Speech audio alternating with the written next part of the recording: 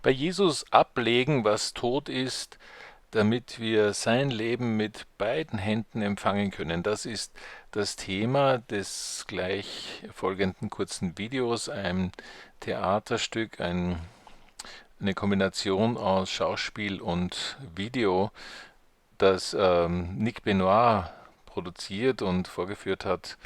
Und ich lade euch ein, dieses Video als Ermutigung für heute Abend anzunehmen. Es kommt aus dem Leitungskongress 2018 von WIllowCreek.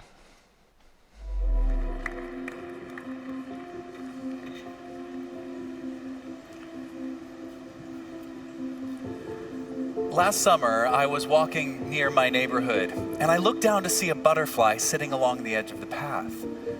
And as I knelt down for a closer look, I was surprised that it didn't fly away. Its wings moved slowly, and it showed little resistance as I nudged it into my hand. I guessed it probably wasn't long for this world. Carrying it gingerly, I brought it home. I wanted to show it to my 5-year-old daughter, Ellis. And when I did, she gasped in wonder, and within moments she placed it carefully in her clear plastic bug catcher. An hour or two later, it died, confirming my suspicions. But Ellis seemed no less enchanted by it. She hung the bug catcher around her neck, and it bounced against her chest while she played, jostling the now dead butterfly.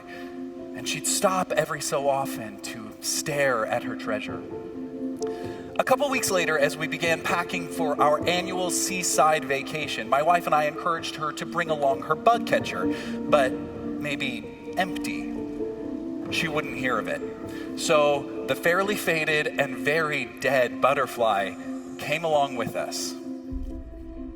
One night, in the middle of our vacation, we kept the kids up late to bury our toes in the sand and watch the sunset. And as twilight finally settled in around us, we headed back along a sandy path through the woods to where we were staying. And at some point, I looked up to see the whole forest filled up with fireflies. All 3 kids began running around, catching as many as they could. But Ellis was probably the most excited, laughing and squealing as she darted around. And by the time we got back to our campsite, she had half a dozen cupped between her hands. And I think her intention was to fall asleep just like that. But I said, "Why don't you put them in your bug catcher?" And she looked at me, clearly contemplating this decision she had to make.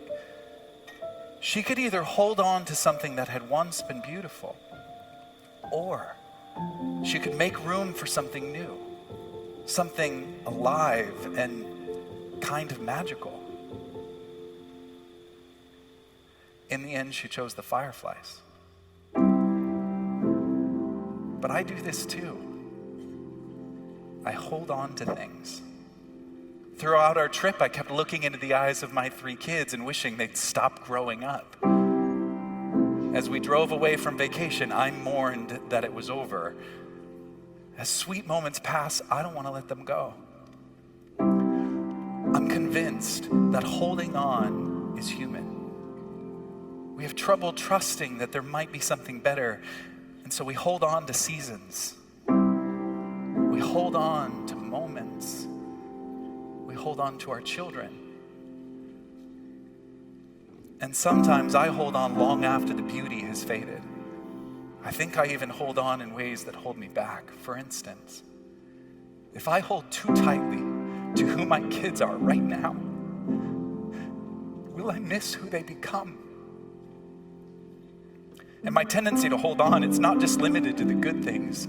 Just like my daughter, I hold on to dead things too. I carry around my hurt feelings. I carry around destructive words that have been spoken to me. I carry around anger and even hatred. I carry around my very worst tendencies and shame.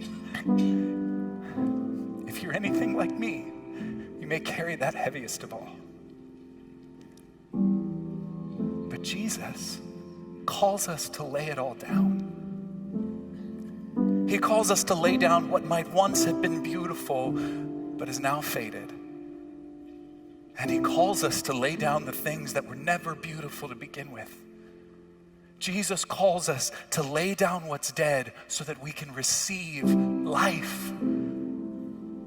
At Jesus' very last meal with his closest friends, he warned them that he was about to leave them. He told them they'd have to learn to let him go. But then he began to tell them about the Holy Spirit who was coming. In other words, the butterfly was about to die, but they should start making room for a forest full of fireflies. If we hope to receive what God has to give, his right this moment, full to the brim life, we'll have to learn to lay down the things that are dead. And Jesus invites us to lay it all down.